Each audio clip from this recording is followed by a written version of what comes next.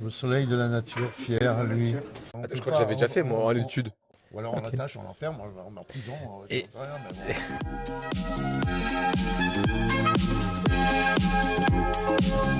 bonjour à tous, bienvenue dans ce nouveau podcast. Je suis accompagné de Monsieur Jean-Jacques Cognard qui fait le plaisir de venir avec nous pour nous expliquer un petit peu son univers. Il faut savoir que Monsieur Jean-Jacques Cognard était un ancien professeur d'espagnol que j'ai rencontré au lycée du Forêt à Feur. Et j'aimerais vous demander comment allez-vous, monsieur, aujourd'hui. Ça fait un petit peu bizarre pour moi de tourner un podcast après tant d'années. Comment allez-vous, pour commencer? Je vais très bien puisque je suis là et que je suis interviewé par un élève sensible et attentif. Après, il n'y a pas tant d'années que ça en fait, hein, ça date de 3-4 ans en fait. Hein. 3-4 ans, ouais. Au lycée, bon, c'est vrai que je vous avais eu au lycée. Et prof d'espagnol, ouais. On était un peu surpris avec Monsieur Cognard parce que c'est franchement, un professeur incroyable. On avait la chance de vous parler déjà, à la fin de l'heure ou avant le cours, ou même après. C'est vrai que Monsieur Cognard est souvent sur LinkedIn. C'est vrai que vous êtes le seul professeur avec qui vous êtes vraiment en interaction avec vos élèves. Et c'est vrai que vous parlez souvent avec vos anciens élèves, vous regardez un petit peu, vous commentez un petit peu, vous encouragez vos élèves. Et c'est vrai que moi aussi, vous avez fait ça avec moi lors de mes projets, lors de mes partages. Et LinkedIn, c'est vrai que vous êtes souvent là-dessus. C'est aussi un ancien élève qui d'abord m'a, m'a connecté, enfin m'a invité à le croiser là, sur ce réseau. Ouais. Et donc voilà, c'est les circonstances de la vie. Mais c'est très bien, ça m'a permis de retrouver plein de gens que j'adore en fait. Aujourd'hui, vous faites quoi? Vous êtes plus professeur, vous êtes retraité professeur d'espagnol. Qu'est-ce que vous faites aujourd'hui? Je sais que, bon, il faut savoir que Monsieur Jean-Jacques Cognard ne fait pas que de l'enseignement et il fait plein de choses, que ce soit dans les associations, que ce soit dans le domaine de l'automobile. Je sais que je vous connais par rapport à ça. Qu'est-ce que vous faites actuellement? Est-ce que vous arrêtez de travailler ou vous continuez toujours le domaine associatif? Je ne sais pas ce que c'est que travailler en fait. J'ai Euh, jamais travaillé de ma vie en fait. Donc j'ai toujours aimé ce que je faisais. Et donc actuellement c'est vrai que j'ai plus le contact avec la classe et ça me manque. mhm. Mais bon, il faut bien que je remplace par d'autres choses. Et bon, c'est vrai que la collection automobile c'est quelque chose qui est en moi depuis une vingtaine d'années. Mais j'ai aussi mené 40 ans en faveur de la protection de la nature. J'adore la musique, c'est un de mes leitmotivs aussi. Oui. Même si j'ai qu'une formation de pianiste très modeste, j'adore chanter, en fait j'ai besoin de ça. Et puis j'encadre aussi maintenant une nouvelle association, enfin comme nouvelle activité, je suis aussi dans Scène en Forêt, qui est l'association culturelle qui gère la programmation de la ville de Feur. Mhm. Donc je suis en contact assez régulièrement avec des artistes. Je cherche des artistes, je cherche des gens qui veuillent occuper la scène une soirée. On a une salle de 360 places, 380 places. Donc voilà, s'il y en a qui sont intéressés, ils peuvent Bien sûr, prendre contact avec moi. En pas en fait. contact avec Monsieur Jean-Jacques Cognard, où on mettra son lien peut-être à LinkedIn en description. Non, c'est vrai que c'est assez surprenant. Et surtout, vous avez écrit dans moi, je trouve ça aussi incroyable, une thèse sur un pianiste, je crois, Alors espagnol. c'est vraiment une thèse, en fait, c'est ce qu'on appelle aujourd'hui un master 2, master 1 et master 2. Thèse espagnole, Qui s'appelle exactement. Joaquin Turina. Ouais, ouais. Parce que bon, effectivement, j'ai toujours été passionné par les langues. Je suis devenu prof d'espagnol, mais j'ai toujours adoré l'anglais, l'italien. Je bredouille un peu le portugais. Enfin bon, j'ai toujours été attiré par cet univers-là et j'ai démarré le piano, j'avais 30 ans. Et j'ai découvert grâce à ma prof de l'époque, Joaquin Turina, qui est un contemporain de Manuel de Falla, ce qui m'a amené à allier ces deux passions, qui sont C'est la incroyable. musique et la langue. Et donc c'est comme ça que j'ai écrit 300 pages sur Turina. Et surtout que j'ai rencontré Exactement. une amie exceptionnelle qui s'appelle Maria Luisa Cantos, qui est une pianiste d'envergure internationale, qui vit en Suisse depuis 40 ans, mais qui a créé une fondation pour la musique espagnole. Donc voilà, c'est aussi m'ouvrir à ce monde-là en fait. C'est incroyable. Franchement, déjà, la question, c'est pas pourquoi, mais comment ça vient d'écrire 300 pages. Mais c'est pas fatigant. On va se poser une question. Quand on est fatigué, il faut faire comme si on ne l'était pas en fait. C'était pas, mais 300 pages. C'est vrai que ça paraît facile à dire, mais écrire 300 pages sur Non, mais c'est à la portée de tout le monde. En fait, c'est qu'un travail d'observation, d'observation. d'analyse et puis de démonstration. Et comment vous prenez, vous allez sur Google Scholar, comme nous, aujourd'hui? Ah non, Ou parce vous que lisez j'ai écrit ça il y a 40 ans. Donc, comment vous faites pour écrire? Vous lisez des livres, tout simplement? mais non, déjà par le travail du piano, l'audition en fait, L'audition, ok. l'analyse des œuvres en fait. Alors, comme par hasard, dans ce que j'ai écrit sur Tourina, ça me relie à une autre de mes activités qui est aussi ancienne, c'est l'expression du mouvement. Et j'ai aussi enseigné l'aïkido en fait, et une façon d'unir aussi deux univers qui sont très, très différents. Travailler sur ça, travailler sur le sport, sur l'automobile, sur l'enseignement, c'est vrai que... Après, est-ce que c'est ce que vous voulez faire depuis le début, l'enseignement, ou c'est parce que voilà, c'est quelque chose que vous aimiez? Pourquoi faire être enseignant déjà en espagnol et pas Je crois que l'enseignement, c'est dans les gènes en fait. dans les jeunes? Ok. Incroyable. Et aussi, ouais, du coup, parler d'enseignement, j'aimerais revenir sur... Vous êtes enseignant, donc vous avez fait beaucoup de réunions de conseils de classe. C'est vrai que vous étiez un professeur qui défendait beaucoup les étudiants, enfin les élèves qui étaient dans votre classe, surtout les élèves qui avaient peut-être pas de bonnes notes, mais que vous disiez, bah, c'est peut-être pas qu'il a des bonnes notes, mais c'est un élève qui est compétent, etc. Est-ce que vous avez déjà eu un conseil des classes assez tendu, vous n'étiez pas d'accord avec ce qui était dit, donc vous avez pris votre... Bon, les conseils de classe, c'est tout un univers. On pourrait écrire tout un bouquin sur Ah oui, les d'accord. conseils de classe. Ok. Mais bon, et les conseils de classe ont évolué au fil de ma carrière en fait. Parce qu'au départ, on faisait systématiquement un tour de table en début de conseil de classe pour avoir une opinion par exemple sur la classe, ce qui ne se faisait plus du tout les dernières années où j'enseignais. Parce que certainement que les chefs d'établissement avaient des consignes à ce sujet, je ne sais pas trop. Et donc ce qui était symptomatique, c'est que en fonction de la personne qui prenait la parole en premier, très souvent, les autres profs qui sont des gens pourtant avec un esprit critique assez bien construit, les autres souvent avaient tendance à répéter ce qui avait déjà été dit. Donc si la classe, par exemple le prof principal commençait à dire la classe très mauvaise ou je sais pas quoi, pose des problèmes, les autres derrière, oui, effectivement cette classe pose des problèmes, etc. Et donc quelquefois nuançait. Et après il m'est arrivé de... C'est vrai que vous avez fait plusieurs établissements aussi, vous n'êtes pas resté sur un établissement ou sur un secteur en privé. Vous avez fait plusieurs conseils de classe, donc plusieurs directeurs, plusieurs... En début de carrière, oui, en fait. Mais bon, j'ai essentiellement travaillé au lycée de Feur. Ouais, c'est vrai, au lycée du Forêt. Ouais. Sur 40 ans de carrière, j'ai 15 ans à Feur et 17 ans à Montbrison. Est-ce que du coup vous avez...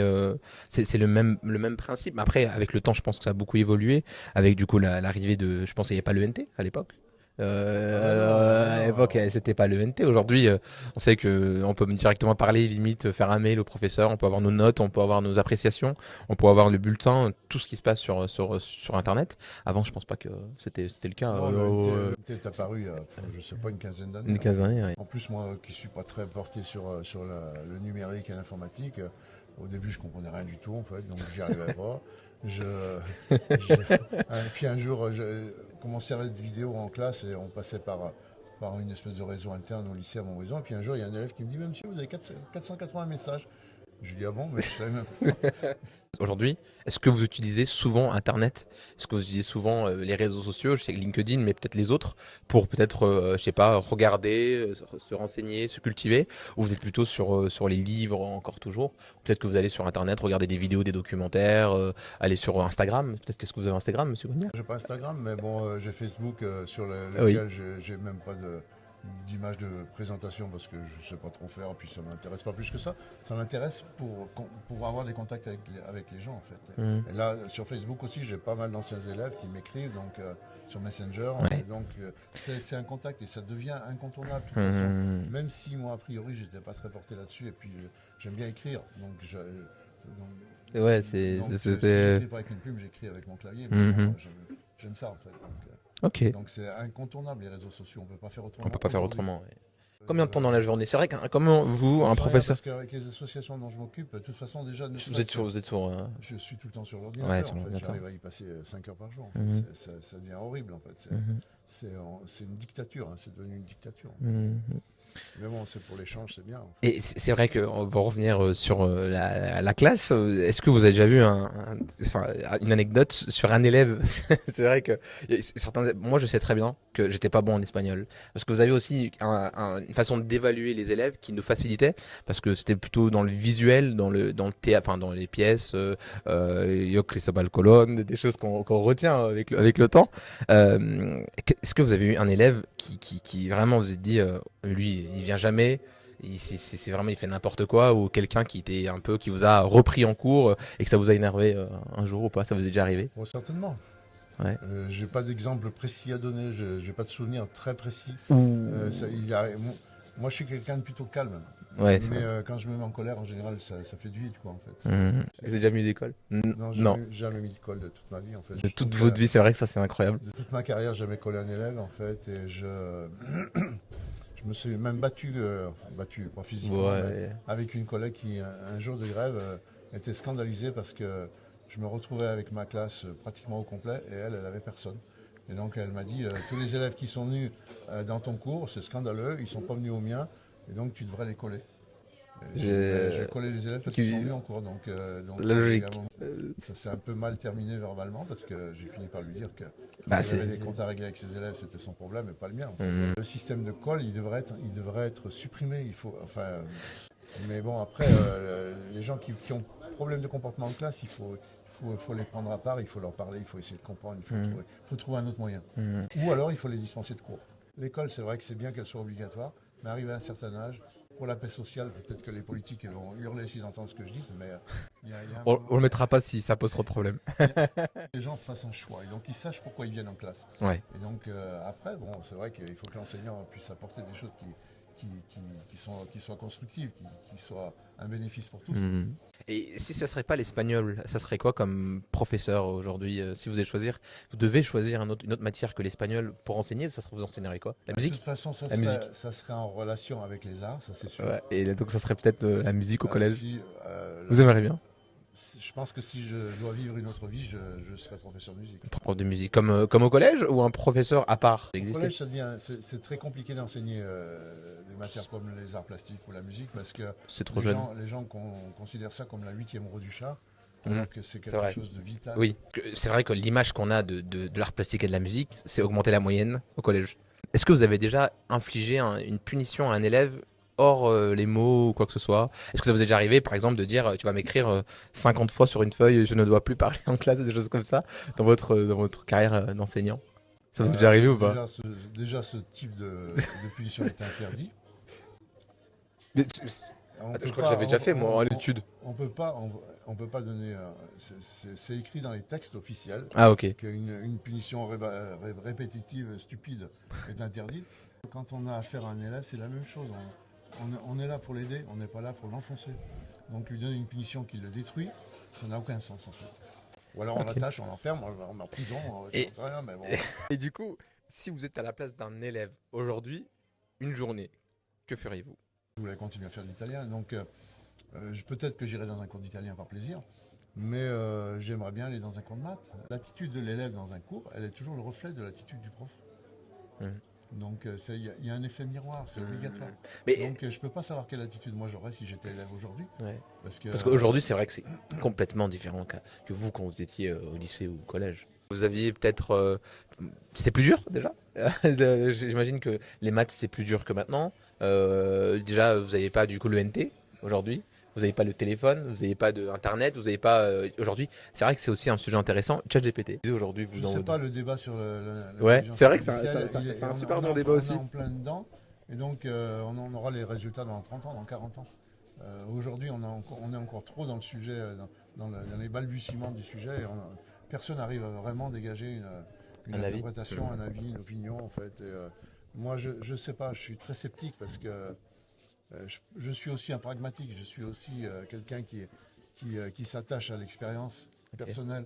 Et donc l'intelligence artificielle, je reste sceptique parce que je pense que d'une certaine façon c'est une aliénation, c'est une atteinte à la liberté. Et donc il faut que ce soit un outil et pas un but. Et pas un but, ouais. Ou un remplacement. Donc ouais, pourquoi pas. Parce que vous avez déjà peut-être essayé ChatGPT, ouais. Vous avez déjà essayé de peut-être de vous le demander de faire des choses et voir un petit peu ce qu'il était capable de faire et aller jusqu'au bout ou pas? Non, je l'ai jamais fait. Vous l'avez fait. Parce que c'est vrai qu'aujourd'hui c'est bluffant comment on peut mettre un devoir maison sur ChatGPT et avoir toutes les réponses d'un seul coup, ce qui tue la crédibilité de faire quelque chose chez soi. C'est dans l'irréel, c'est du virtuel en fait. Et c'est vraiment symptomatique de notre société qui vit beaucoup dans l'image.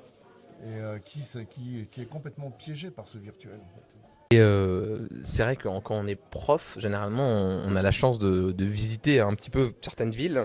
Peut-être au collège, moi je suis parti peut-être à Londres. Est-ce que grâce à votre profession, vous avez eu la chance de visiter un endroit grâce du coup à votre profession ou peut-être que vous serez Oui, jamais non, allé? parce que souvent on choisit les lieux où on va. Quand on organise par exemple un voyage scolaire, où, on choisit en fonction de ce qu'on connaît ou ce dont on nous a parlé.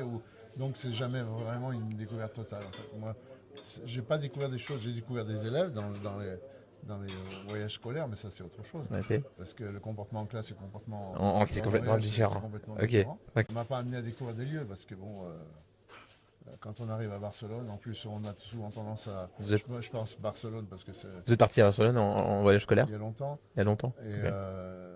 mais on retombe toujours sur les mêmes lieux, donc finalement c'est des lieux que moi personnellement je connaissais déjà en fait. Donc, D'accord, ok. Et donc vous pensez que connaître la personne, connaître un élève, c'est voyager avec lui, ça peut être un ça moyen. peut être un moyen. Ouais. Ok. Mais après, ce qu'on découvre en un voyage organisé sur 3 jours, 4 jours, où on fait beaucoup de kilomètres, où on visite mille choses, c'est une vision Mhm. très myope. Ok, Ça manque d'ouverture en fait, ça manque d'envergure. ok. Mais c'est Euh, bien, mais c'est bien, c'est bien. c'est une bonne chose. Ok. Parce que c'est vrai que quand j'étais allé à Londres, on a une approche beaucoup plus différente. Enfin, c'est complètement différent que l'école parce qu'on voit les professeurs à l'extérieur de l'école. Déjà, même voir un professeur dans un supermarché, c'est déjà assez bizarre. Oh, madame, vous êtes là, on dirait. Parce que pour un élève, personnellement, on imagine que les profs n'ont pas de vie. On peut aller voir, par exemple, aussi pas au supermarché, dans une cafétéria, et revoir son professeur dans une cafétéria ou dans un supermarché, c'est vrai que ça fait assez bizarre. Euh, Taïk, vous avez eu la chance d'avoir, je sais pas, lors d'une réunion, quelqu'un que vous vouliez ou que vous aimez le plus, ça serait qui? Je sais pas, en termes de personnage, ça peut être fictif ou personnage réel avec qui vous aimeriez travailler ou passer un moment. Ça serait peut-être qui? Moi, c'est soit Eduardo Noriega, l'acteur espagnol, soit Alejandro Amenábar, qui est un réalisateur extraordinaire. Ok. C'est des réalisateurs, Ou des ok. gens comme Marisa Paredes, Mais monsieur, l'actrice. je connais pas. Vous me dites des personnages, moi je m'attendais. Je sais pas. Ouais. Donne-moi les personnages que tu connais. Non, bah, non, c'est bon. Le sport, est-ce que vous suivez un peu le sport, que ce soit la Coupe du Monde du rugby qui s'est passée dernièrement ou la Coupe du Monde de foot? Pas de Non, sport du tout. absolument pas. Absolument pas du tout. J'accroche pas. C'est-à-dire que j'ai essayé de regarder des matchs de foot, au bout de 10 minutes, je m'emmerde. En fait, c'est triste. Puis je pense que dans le sport, il y a vraiment des gens qui sont convaincus que l'esprit sportif, c'est quelque chose d'enrichissant, c'est quelque chose qui fait progresser les individus. Donc il faut absolument que le sport vive, existe. Que vous, dans votre jeunesse, vous avez fait un sport. Ah bah si, Moi, du coup, ça serait le taekwondo. Du coup, les sports de combat, non, l'aïkido. l'aïkido n'est pas un sport, c'est un art martial. Alors quand on dit ça, Mais c'est c'est- très prétentieux. c'est- Par contre, oui, qu'est-ce que tu voulais me poser comme question au départ? votre sport préféré, Oui, quand j'étais au collège, le seul sport où j'ai vraiment senti cette espèce de de travail connexion. collectif, Ouais, ok. c'est le handball. Ah ouais, d'accord. Le handball. Ouais, parce que alors moi j'étais toujours à l'arrière, près de La- la zone, là, le- c'est ça en fait, le- et, ouais. en défense, mais alors ça va être un peu réducteur ce que je vais dire, mais je me dis pourquoi essayer de maîtriser un ballon alors que la meilleure façon de maîtriser le ballon, c'est de maîtriser le personnage qui veut essayer de le faire évoluer. Donc en fait au hand, quand j'étais en défense et que les gens essayaient de tirer, les adversaires essayaient de tirer, en général je bloquais le bras, j'arrêtais le Et bonhomme. aussi, C'est vraiment Abel important. Osorros. C'est vrai que c'était un film qu'on a regardé. En fait, on aimait bien aller en espagnol. C'est vrai, il faut dire la réalité, c'est qu'on savait qu'on allait regarder un film et que le prof allait nous faire travailler sur ce film-là. Du coup, on se disait, trop bien, on va regarder ce film-là avec monsieur Jean-Jacques Cognard. Et c'était trop bien, Abel Osorros. C'est vrai que moi, j'ai deux, trois, la scène au milieu où je crois que ça explose avec les enfants. J'ai vraiment deux, trois images très rapides. Mais c'est vrai que c'était Là, un tu es en bon. train de confondre avec, Avec, l'Espinazo del Diablo, les Chines du Diable. c'est possible.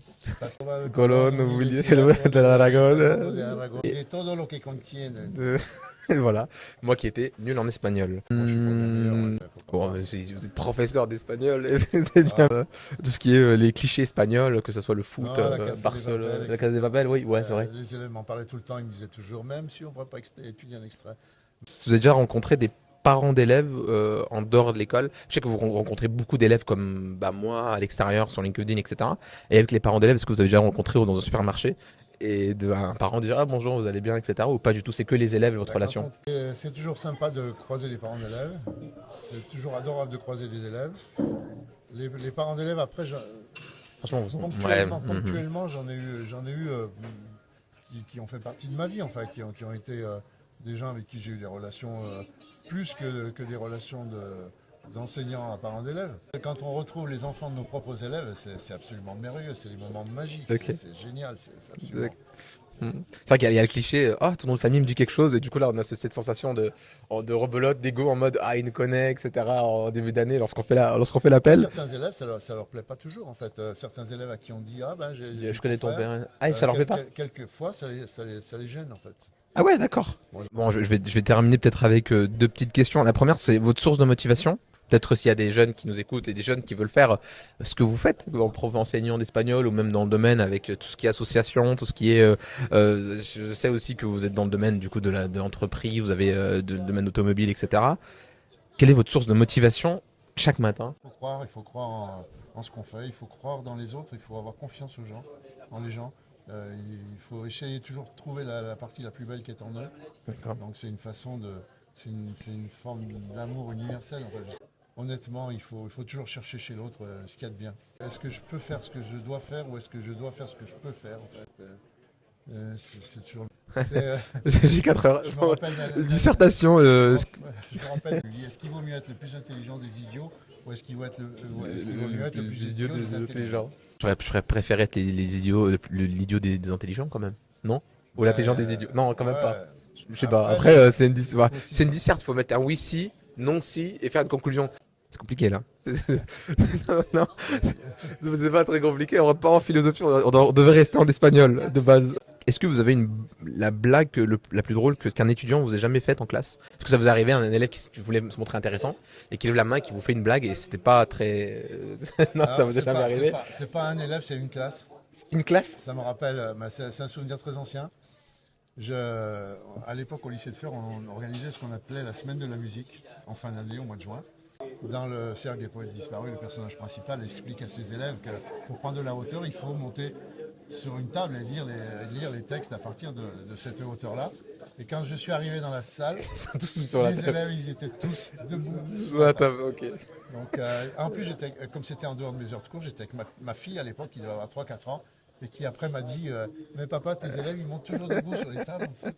Bon, je vous remercie, monsieur Jean-Jacques Cognard, et je remercie également le Casagrin.